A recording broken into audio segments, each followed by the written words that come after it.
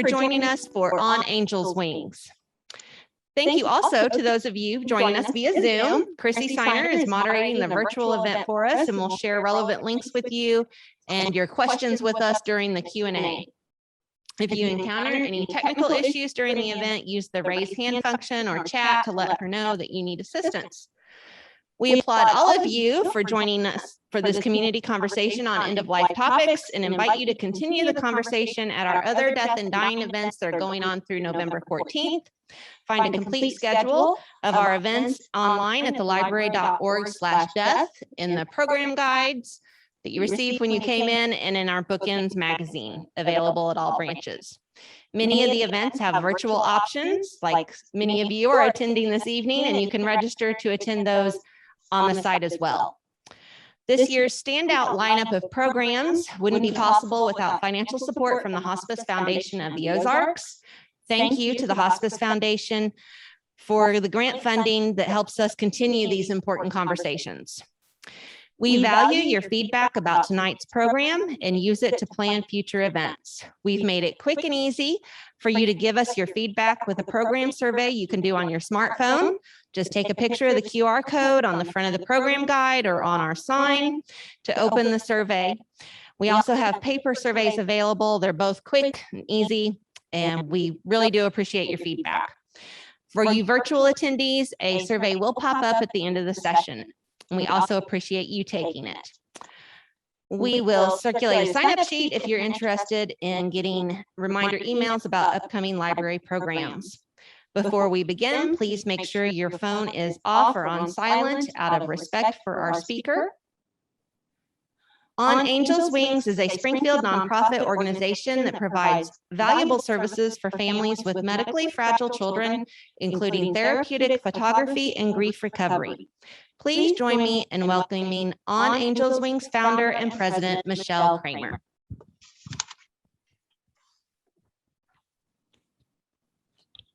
Thank you, Sarah. Is everybody able to hear me? I'm on a different mic. I'm loud in general, so that's not going to be an issue in here, but I want to make sure everyone hears me okay. Okay. Great. That is excellent.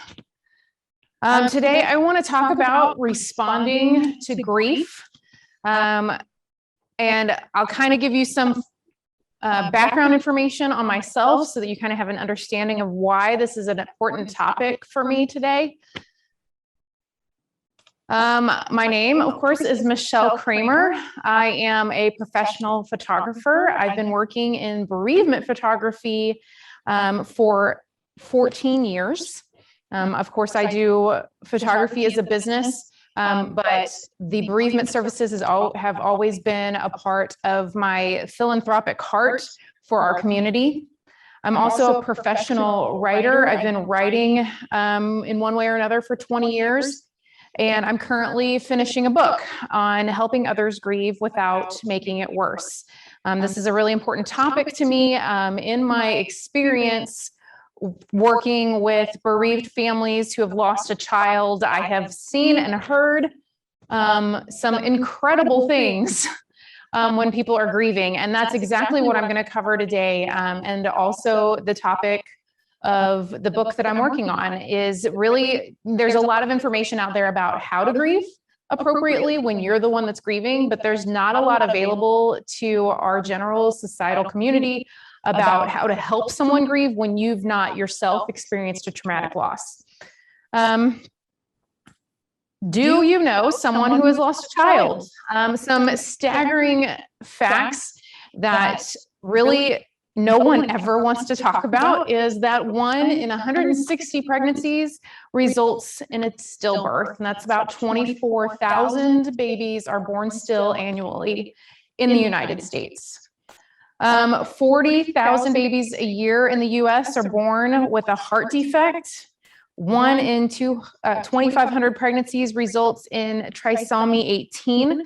And this is a condition, if you've not heard of it, it is a chromosomal condition that is likened to Down syndrome, but it comes with a myriad of medical conditions like heart conditions, lung problems, their chances for cancer are dramatically increased. Most children born with trisomy 18 and also 13 do not live very long. 1 in 6,000 are born alive, and their average lifespan is up to 2 weeks. Fortunately, On Angel's Wings has about 4 trisomy children who have lived despite what the doctors expected. We've got one that's 9 and one that's 7 currently. So it's really amazing. And we get the opportunity through our services to watch them continue to fight this battle successfully. Birth defects of some caliber impact 1 in 33 babies, and 1 in 285 children are diagnosed with cancer. So a lot, as I mentioned, you know, there's a lot of things that people don't want to talk about, and the big one is birth loss. It is just October, our last month was Pregnancy and Infant Loss Awareness Month, and we try really hard to bring awareness, but if you watch during that month, most of the people talking about it are people who have been through it. Rarely do we see people who have not experienced it trying to help raise awareness and talk about it, because nobody really wants to. On Angel's Wings, it, as an organization, seeks to improve the mental health and wellness of families with medically fragile children, regardless of race, ethnicity, class status, or orientation. Our services are open to all, and it is a free service with therapeutic photography and grief recovery services. It's always been important to me when I started this organization that we didn't just provide pictures for a family and try and walk away and say, I hope everything works out for you. Being there for them during the process, their journey after the fact, it has always been a critical aspect of what we provide. So I would say it's literally 50-50. 50% of it is our photography, and another 50% of what we do is grief recovery. To that end, my support coordinator and I were certified last year as grief recovery method specialists. The grief recovery method is the only evidence-based grief recovery program in the world. And we now have that tool in our belt to help our families. And it's amazing to me. It's been around for about 20 years, but Michelle, her name is Michelle as well. Michelle and I are the only certified specialists within 100 miles of Springfield. So it's really something that we're trying to raise awareness of as well within our community. We are almost done with our first group, grief recovery group at our new location for the organization. And we are hopeful that a couple of people will come out of that group and go get certified too to help more families. On average, each year, On Angel's Wings serves 75 to 100 families who have lost their child to stillbirth or expect to lose their child within the first 2 years of that child's life. We have, in total, over 8 years' time, On Angel's Wings has done over 900 photo sessions and helped over 600 families in Missouri alone. Right now, we are headquartered in Springfield. We serve Springfield, St. Louis, Kansas City, Joplin, Rolla, several smaller areas that have hospitals or have a family. Anytime a family comes to me, regardless of where they are, if I don't have a photographer, I'm going to find one. But we are talking to people about expansion outside of the state and starting chapters outside of Missouri, which is a really exciting opportunity for us to serve other families. In our research, we have discovered that while there are a myriad of organizations that serve families in similar conditions, there's one that's focused on birth loss only. There's another organization that does photos for NICU babies. I have yet to come across an organization that goes beyond photographs and does grief or support services in addition to that. And most of the organizations we've come across focus on one niche, which there's nothing wrong with that. But it's always been my heart that there are so many families that get overlooked in this need. So we are just pretty expansive. So the idea of us going outside of Missouri is really exciting, that we can provide these services to additional families. So on the topic of helping someone to grieve when they've gone through a traumatic loss, as I mentioned, in my 14 years of experience helping bereaved families, there have been a myriad of stories that I have heard of things that have been said to families during their grief process, in the early stages, in the later stages, things that have hurt them, have harmed them, have angered them, even though they were with the best of intentions, they were never received well. And I've actually been working on this book for about 5 years, and I've compiled all of these stories in order to come up with the things you should avoid when somebody is grieving. And in my effort to write this book, I wanted this to be expansive. While a lot of my examples and stories come from people who have lost a child, all of these principles apply to anyone that is suffering a large traumatic loss. And that's where I want to focus the bulk of my discussion today. No one really, in truth, no one really knows what to say when someone is grieving. We want to help, but we don't know how. And societally, we have this fix-it approach to life. Anytime someone is hurting, we want immediately to fix that for them. We want to take away their pain. We want to make everything okay. So we want to say something. We want to do something. The unfortunate reality is a lot of times we say and do the wrong things. One of those that is probably the most popular and also the most heart-wrenching is it could be worse, or the at least statements. These are what many of my families hear, and this is probably one of the most popular things that they're told. A lot of times it's at least you can have more children. At least you can try again. At least if they had other children prior, at least you have your other kids. What this implies to a family in the throes of losing a child is that the child that they just lost is not significant enough for them to grieve over. Whether or not that's the intention, they know that it's not, but that's how it makes a family feel when they hear these words. They don't bring comfort. In fact, it minimizes the griever's loss. It tells the griever to move on or suppress their feelings because there are things to be thankful for. But being grateful never takes away our pain when we've suffered a loss. Perspective isn't necessarily a good thing. In fact, I want to share a couple of stories with you to kind of bring home this point.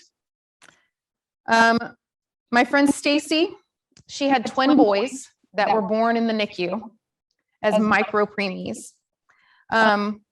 One of them, unfortunately, never left the NICU and passed away in the hospital. And this is what she told me. After they were born and Chase passed, I remembered dropping to the ground and my mother saying to me, "At least you have Micah." Even a year later, that comment sticks with me. It made me so angry and upset. She didn't realize how heartbreaking that was. She acted like Chase was just a disposable paper plate and had no meaning. I may still have Micah, but that doesn't make up for Chase's passing. All I wanted her to do was hold me, love me, and acknowledge I would never fully heal from losing my baby. Another example, Tiffany and her husband found out that their second child had a terminal diagnosis and would not survive birth. Before he was even born, she said that people kept saying, "At least you can try again." And "At least you found out early," or "At least you have another child." Each, she said, was a significant blow to the journey they were enduring as they prepared for the death of their child before they even got to know him. And she said to me, "These statements hurt because what others don't always realize is that we struggle with infertility. We went through a lot to get pregnant with this child. Yes, we are thankful we have our oldest son, but we have felt like a piece of our family was missing, and that felt complete when we found out we were pregnant. Now that piece will always be missing, and our son doesn't get to be a big brother. And maybe we did find out early, but that also means the dreams we had of our future were laid to rest early. We have to wake up every day knowing what our future holds, and it really sucks. It's a nightmare." Another statement that might surprise you at how it impacts someone who is grieving.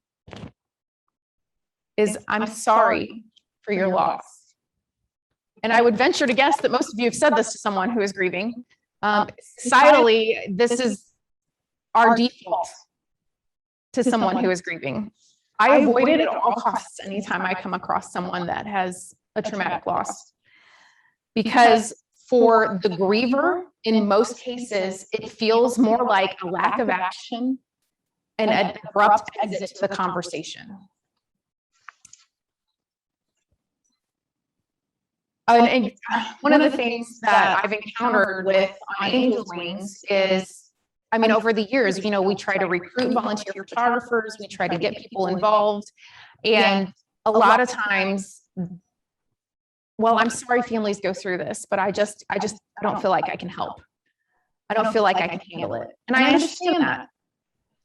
But then you've also got the situations where, I remember distinctly one time we had a family whose child was born and was born alive, but the doctors did not expect the baby to live but a few hours. So we were desperate to get a photographer there immediately so that the family could have pictures with their child alive.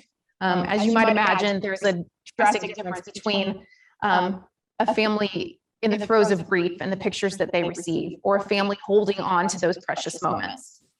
And I found one photographer at the moment who had happened to be available. And she said to me, I have to get ready first. I just got out of the shower. I need to blow dry my hair, get dressed, put my makeup on. It'll be another hour before I can leave the house. And thankfully she was able, even though she took that time, she did manage to get there before the baby passed.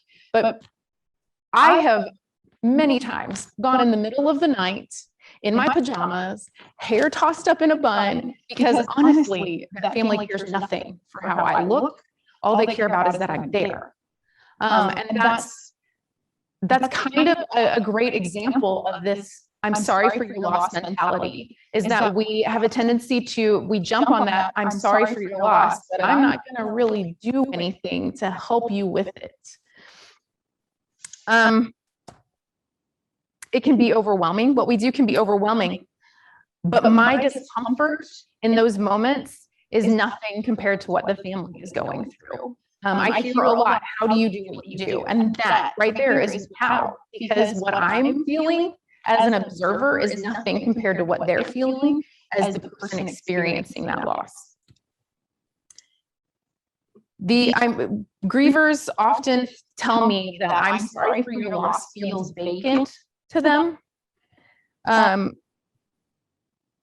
It's kind of like sprinkling glitter on mold and saying, doesn't this look pretty? I know that's kind of a harsh statement, but that again is how I've heard this depicted by so many of our families, that somebody says it by trying, they're trying to make things easier, but it doesn't do anything to help the griever.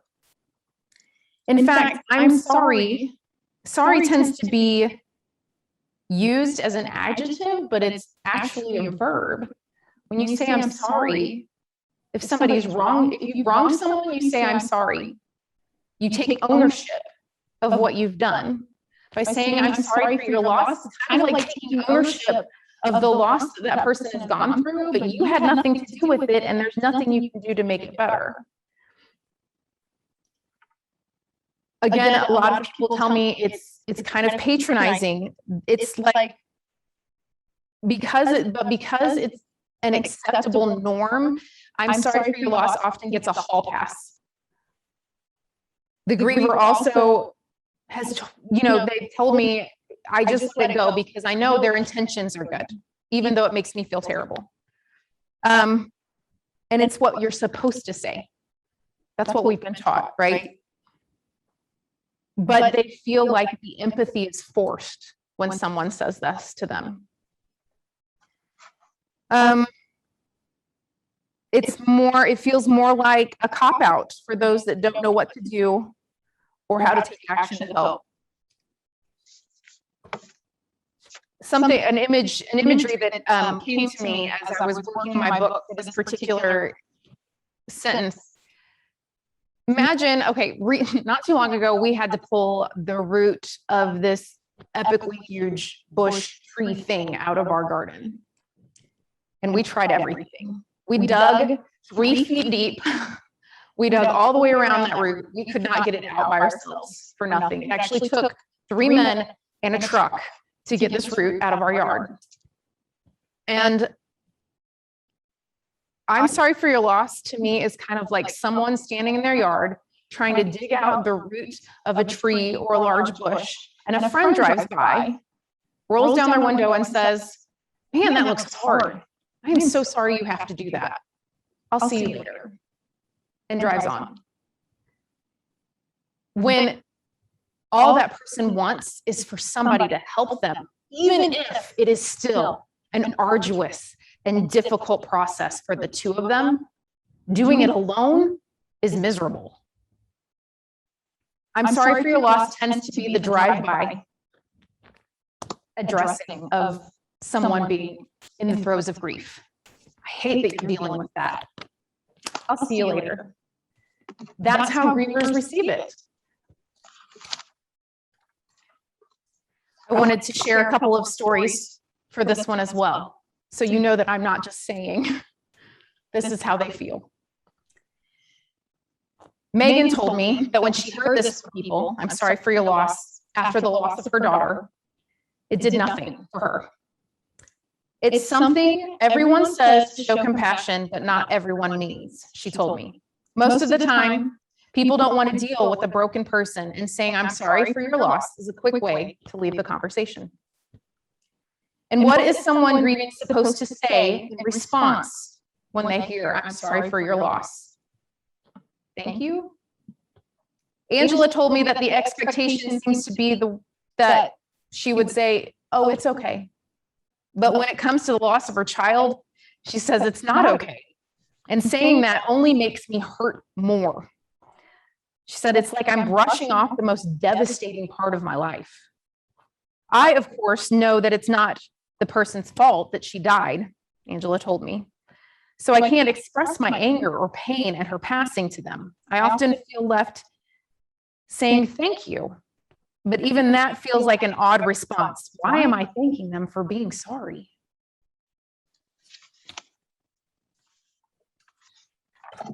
Let me get a drink. Give me just a moment. Throat's getting dry. Okay, I don't think you're going to be surprised by any of these as far as people actually saying them, but the impact maybe. It will get better or easier with time. Subsequently, you should be over this by now. Dusty was told that her heart would be completely healed from the loss of her child once she had another baby. As if one could replace the other and my grief would magically disappear with a living child, she told me. She also had a hard time holding the babies of friends and family for some time and was told that her healing process was taking too long if she couldn't even hold someone else's baby. Everyone else seems to think they know what I need, even though none of them have ever lost a child and can't even begin to fathom how much I've suffered. The reality is grief like that doesn't get better. It doesn't get easier. It doesn't go away. You can't get over it. At least not in the sense that grievers hear from people that it will get easier. In fact, I came across this example on Facebook, of course, but it's so powerful and such a great depiction of what grief actually looks like. The onset of grief is like a ball in a box. No matter where it bounces, it's hitting that pain button at the bottom because it's huge. As soon as they've lost their child, as soon as someone has lost their spouse, their best friend, their parents, grief is just all encompassing. With time, the grief doesn't get smaller. The box gets bigger because life gets bigger. Life is still building and growing, so the pain button gets hit less often, but when it is hit, it hurts just the same. That's why you see people who have had a loss and they get hit with waves even years later, where they just fall to their knees in grief. And you go, why? It's been 5 years. Why are you responding like this? Because the pain never changes. It's just how often that button gets hit is what changes.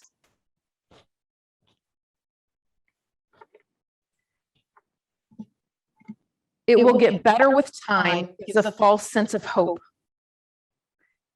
Someone who hears it thinks, okay, so eventually it won't hurt so bad. It might stop altogether, because when we hear it will get better with time, doesn't that eventually mean that it goes from bad to good? But the reality is, it's not moving on, it's moving forward. And it reminds me of a tree next to a barbed wire fence. I grew up in the country. My accent just came out. Barbed wire. Growing up on a farm, we saw this all the time, where a barbed wire fence was put in, and acorn falls next to that fence. 5-10 years later, that tree's grown around the fence. That fence is a permanent fixture in that tree. It will continue to grow tall and strong, but it will never be whole. If you see these scars on the tree, they just look terrible. It looks awful, but that tree's still strong. It's still capable of growing leaves and producing seeds, and that's what grief is. Grief is that barbed wire fence. Said it right that time. It stays a part of us. It will never go away. You would literally have to kill the tree to get that barbed wire out of it. You could cut the ends, but it's still, in order to remain strong and steady, that barbed wire cannot be removed without unequivocally harming the tree.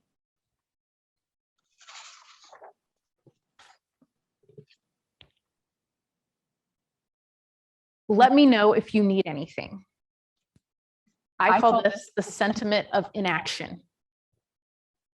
Madison and her husband lost their daughter Indigo who was stillborn. When people would say to her, "Let me know if you need anything," Madison couldn't bring herself to actually reach out. Did arise.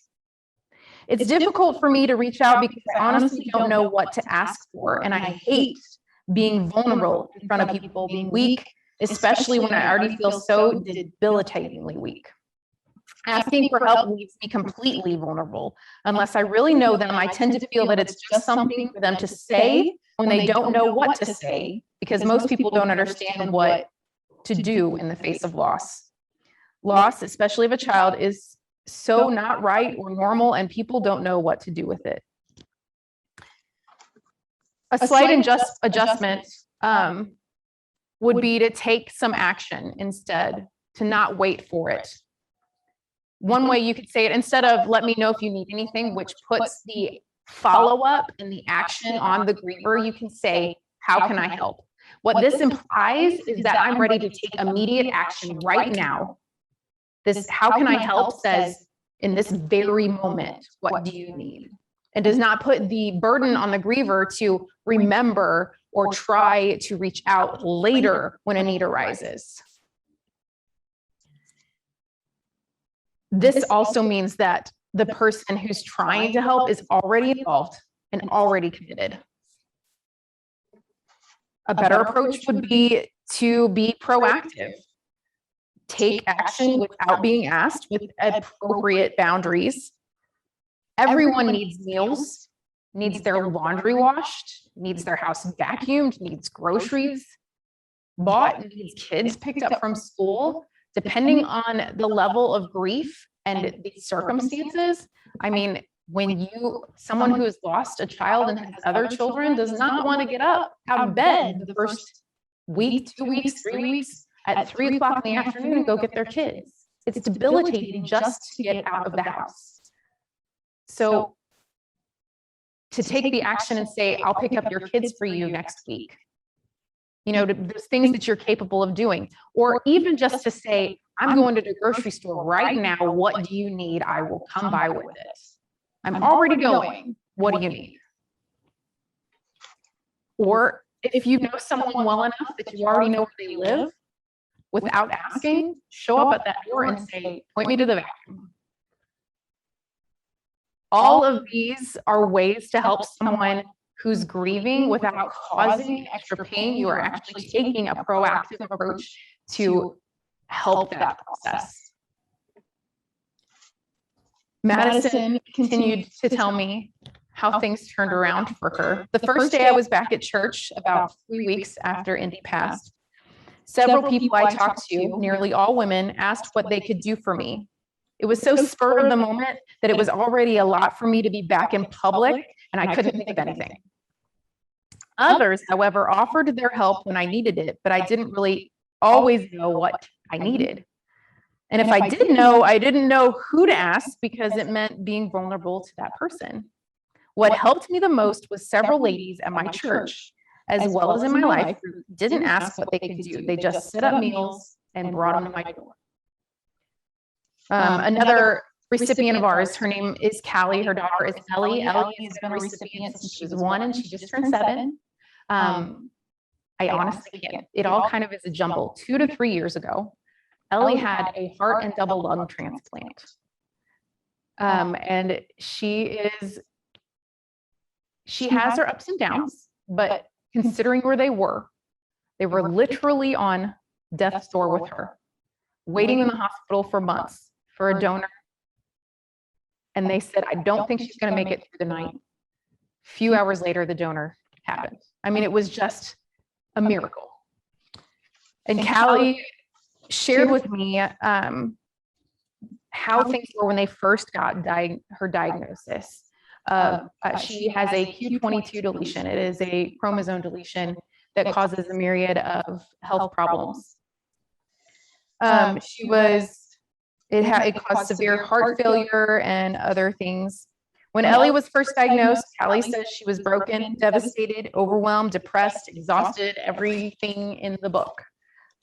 People would ask what they could do to help, and my mind was literally blank. Or my mind would come up with really helpful things like cure heart disease, donate a heart and 2 lungs to my daughter, make me go to sleep and then wake up after Ellie is fixed and tell me that it's all over and it was just a bad dream. Those are the only things she could think of what do you need? Those are the things that my mind was filled with. There was no space for things like what to eat for dinner.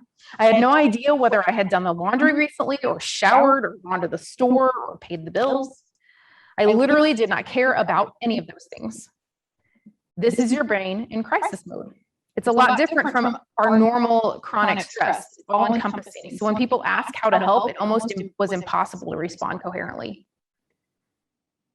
During that time, Callie says a woman that she only knew from high school 15 years ago, and they weren't even friends, they just went to the same high school, reached out to her and said, I'm coming over tomorrow. I'm just going to stand on the porch.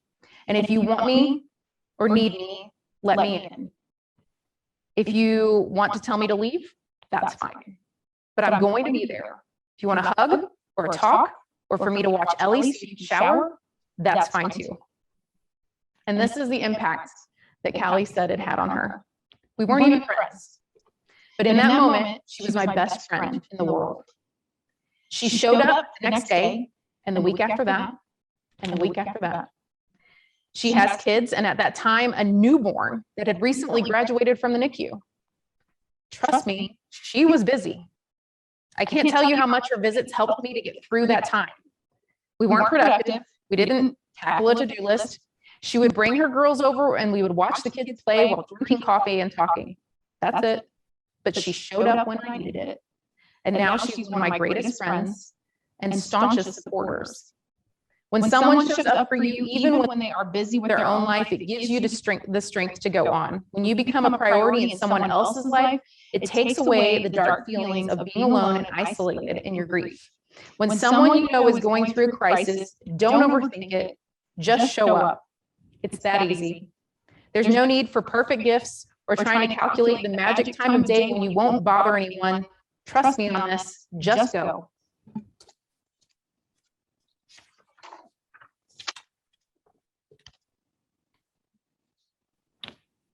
Everything happens for a reason, and God has a plan. And counterintuitively, there's no rhyme or reason for anything. Even I'm a believer.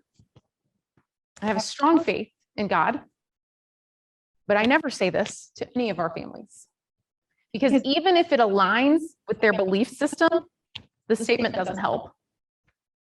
It has very little to do with faith, and it has everything to do with an inability to recognize reason in tragic loss. My friend Kylie told me, honestly, it doesn't take, honestly, it just doesn't make me feel better. It's something I know is true, but the loss hurts just the same. Katie actually is one of our volunteer photographers, and she explained it further. It's often the person's worldview which drives me the craziest. They automatically think their words about God's plan are comforting, but they're not when you don't have those same beliefs. I would much rather someone say, I know nothing I can say will fix it or make it better, or I've been thinking about you. But overall, the God's plan comment makes me feel like they want to give a reason and logic for the tragedy and quickly dismiss my feelings. And in fact, this statement is an intellectual response to tragedy and loss rather than an emotional response, which is what the griever is going through. There's nothing intellectual about grief. Nothing makes sense. It's all emotion. So to have an intellectual response, like there's a rhyme or reason to what they're dealing with, only makes that emotion worse. The two things cannot coexist in a griever's brain. They cannot compute those two things together. And honestly, I actually feel it's kind of risky to say that to someone in the throes of grief, because people will do one of two things. They will either, when they're grieving, they'll either start searching for answers and turn to God, and they come to you with questions. By all means, if they do come to you with questions, answer them. But alternatively, they may be teetering on the fence, teetering on faith, not sure where they stand anymore, and angry with God. And let's be real, God can handle our anger. It's okay to be angry with him. So why do we want to get them to stop feeling those things? Invoking religious beliefs on someone in a vulnerable state can cause confusion and misdirection. And it also can cause them to reject God altogether. Even if they were a person of faith before, the concept that somebody willingly made this happen to my child, my husband, my sister, again, the emotions you can't compute that. And honestly, there's no rhyme or reason. I wanted to include that because it kind of works the same way. We had a photographer we actually had to ask to step down because she went in to a session at the hospital and she was an atheist, which we never have a problem. We don't have any religious stipulations for someone that volunteers for our program. But we did, after this, have to put in a policy that unless someone asks you directly, you cannot share your faith. Because she went in there as an atheist and told a family who had just lost their child that there was no rhyme or reason to it. That it was just, there's no reason for life. There's no reason for anything. And she stayed for hours and pushed this philosophy on them. And while they seemed to agree with her, can you imagine going in to a room, someone who's got faith, and they're angry and they don't understand, and someone walks into a room and says, it's all nonsense. There's no way to help somebody grieve by saying either of these statements. My friend Tiffany has been through a lot of tragedy. She lost her little brother to cancer when she was a teenager. She lost a daughter at birth, and then she nearly lost her son. They both had a blood disorder. Her son had upwards of 50 transfusions in his first year of life. Thankfully, he's thriving now. She is a woman of faith, but she says that these trials kind of adjusted her perspective. She said, I'm not a believer in the plan, per se. If someone says the blanket answer of, oh, God has a plan to me, I'm going to tell them to bluntly F off. Want to make me question my faith? Tell me God has a plan. So his great plan was that my brother died at 12 of cancer. my daughter dying and my son being born at 13 weeks early and is disabled now. What kind of plan is that? God didn't have this plan, and don't be sorry for our loss. We didn't lose our kids. We know where they are, and it wasn't our plan to send them. Oh, I don't know what I did. I didn't even realize I did it. I was too busy talking. Yeah. Sorry about that, everybody. When I asked several, in my research for a book, I often, social media can be a blessing in some respects, for sure. And I often ask people, I'll pose questions on social media. What does this statement do to you? Overwhelmingly, the response for God has a plan, or everything happens for a reason, it makes them angry. Angry at the person that said it, because it seems like a flippant response, and it minimizes their grief. Angry at God or whatever divine entity there might be, because how could they possibly do this to me? And I'll reiterate, I firmly believe that God can take it. So I don't ever feel like I have to correct someone's anger at God. He's God, he can take it. But I feel like stirring up anger in a griever should not be a goal for us. And I don't think we do it intentionally, but recognizing the impact that it has is vital.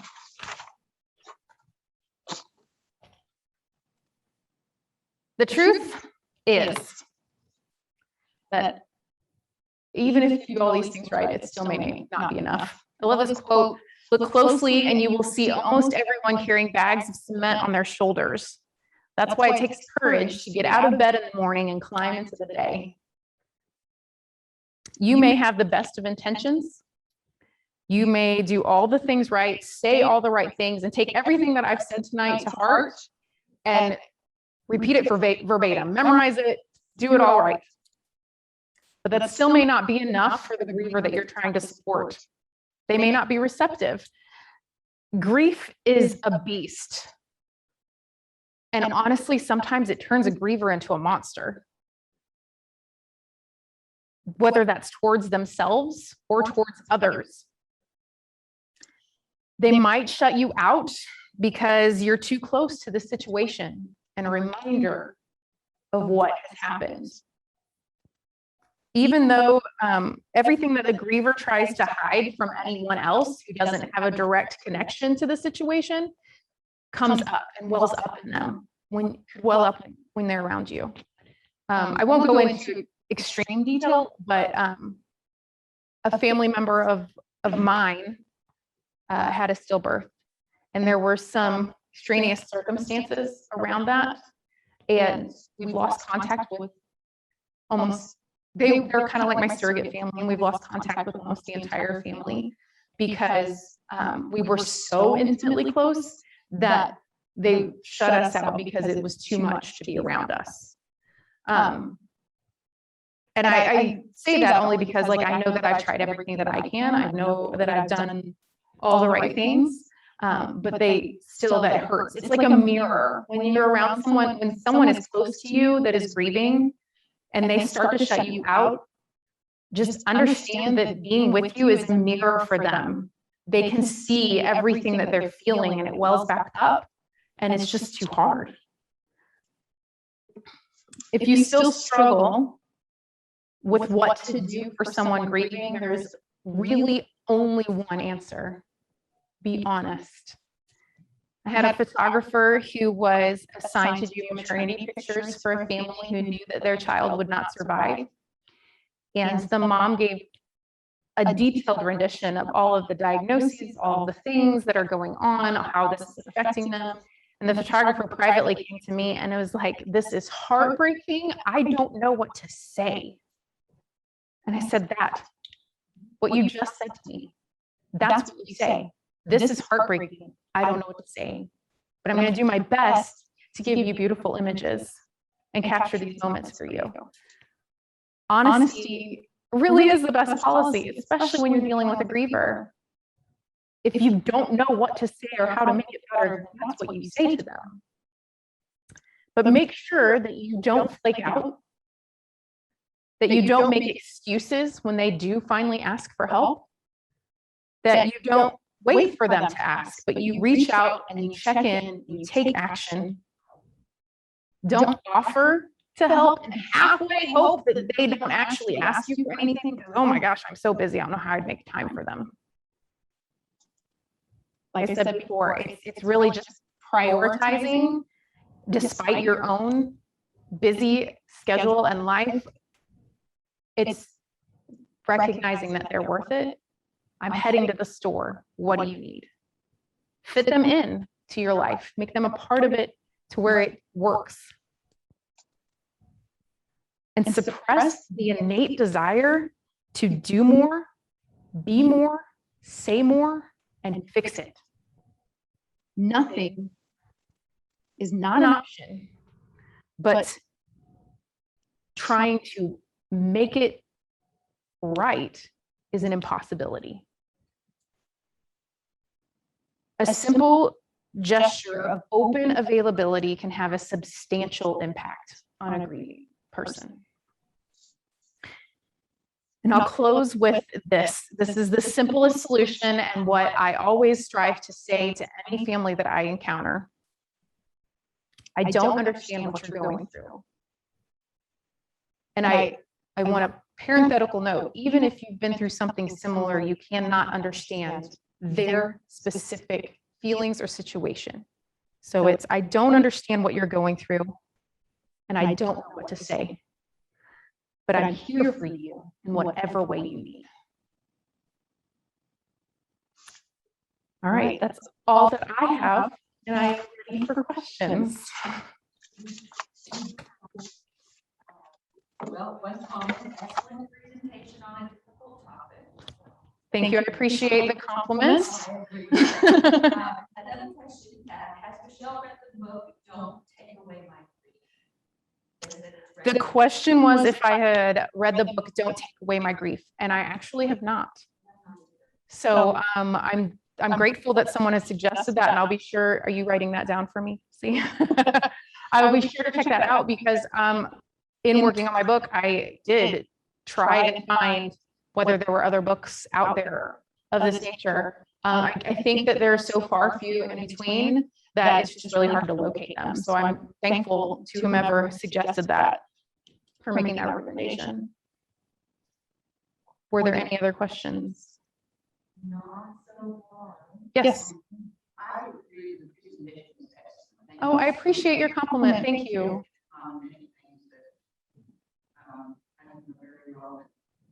I think the other thing is that don't forget the person after 2 weeks. Absolutely. Yes. And holidays come, Mhm. especially sensitive to that. Absolutely. Thanksgiving, or with the little ones, the first Halloween. Yes. So the statement I'm going to repeat just for those that can't necessarily hear you, that there was a lady in the audience that has mentioned to not stop checking in after 2 weeks, or to not forget about those family members during holidays. You know, honestly, overwhelmingly, part of the reason that the support system came about is because most of our families would tell us the 6-month mark is when people stop talking about my child.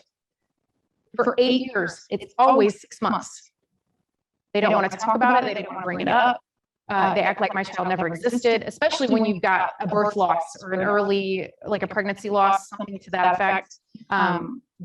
So we make a point literally at 6 months to send all of our families a memorial gift. We're still here, we still know, and then we send them out a gift every year on the anniversary of their loss as well. But yeah, and also holidays. And honestly, there's so many different things that can be triggers. Due dates, birth dates, milestones of their other children. Part of our services is we offer rainbow baby services. So for those that don't know, rainbow babies are babies born after a loss. It's a rainbow in the storm is the idea. And we do free maternity and newborn pictures for recipients that already had pictures with their loss from us, because there's just so much anxiety and mixed emotions and everything with those rainbow babies. And then we continue to offer support, because as those rainbow babies hit milestones it's both joyous and heartbreaking because then they think about their child that never hit that milestone. So it's just a constant, like you said, a constant remembering and acknowledging. These families want to talk about their child, and nobody else seems to want to. Sarah and I were just discussing previously that this is a difficult topic because nobody wants to talk about children passing, but we need to, because these families feel so alone. And again, all of these principles apply to anybody grieving in any circumstance. But I mean, obviously, my specific experience is with a very lonely aspect of grief. Was there anything else? I'm not having any more questions from the webinar. Okay, Sarah. Are you looking for volunteer photographers on an ongoing basis? Okay. What are your qualifiers for your volunteer photographers? Okay, so I was asked if we're looking for volunteers, for photographers. We are always. We will never say, oh, we're full in this area, because people's lives change and their priorities change. So we've got a constant turnover of photographers. We've got several that stay with us for years, but in order to continue to serve the communities that we serve, we are always accepting photographers. Our standards are that a photographer has, we do have quality standards for what they produce because they've got to have the technical skills to deal with low light settings, because most of what we do is either in home or in hospital. So we have to make sure that those technical skills are there. But so there is an application process on our website, and we are looking for photographers in Kansas City, St. Louis, Springfield, Joplin, Rolla. Like basically, if you're in Missouri and you want to help, you can apply. Yes. Is there anything specific to help an older sibling in the family with their grief, and are they included in your photographs?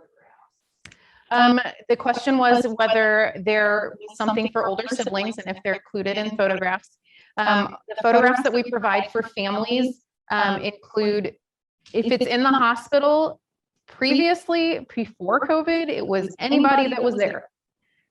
Aunts, uncles, grandparents, everybody that showed up for the, if the baby was lost, they all got to hold the baby and get a picture. Now it's just what the hospital will allow in the room. But let's say that we're doing like our journey sessions, our kiddos that have they're medically fragile and they're constantly fighting this condition. That includes parents and siblings.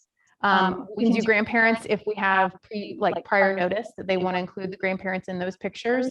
But generally it's just immediate family. But yes, siblings are always included. The Grief Recovery Method has a program for helping parents learn how to help their children grieve. So we're not licensed counselors. So we can't work with children directly. That's like a national law, unless we're a licensed counselor. But what we can do is give the parents the tools to help their children grieve appropriately. And then of course we have an alliance with Lost and Found, and Lost and Found just launched their PALS program. Previously, they didn't really have a whole lot to deal with pregnancy and infant loss, both for adults or for children.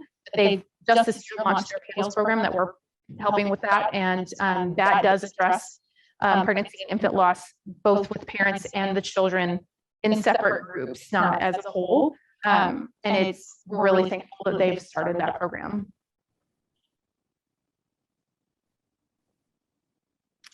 And I think persons had comments, so thank you for sharing your truth with us, and they appreciate the virtual option. I am grateful for the opportunity to be here and share my truth, as they said.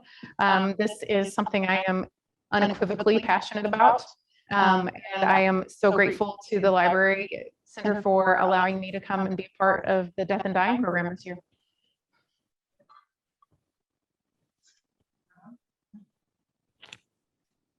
And we certainly appreciate you, Michelle. Thank you so much. That was Yeah, a wonderful, absolutely. wonderful presentation.